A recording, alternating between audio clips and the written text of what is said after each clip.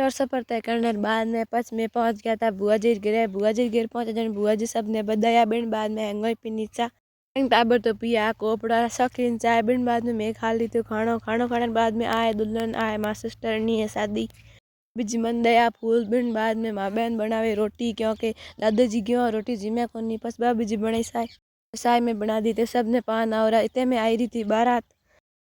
बस मैं ही थोड़ा बहुत पटिया बेजे सही कर लिया हैंग तैयार हो गया। बिन बाद में जीजा जी आ रहा था तोरण माते और पर जीजा जी आरती उतार दी थी बुआ बेड़ लिया आली होगी थी रस्म। बिन बाद में और होगी थी वरमाला और वरमाला बाद में होया फोटो शूट।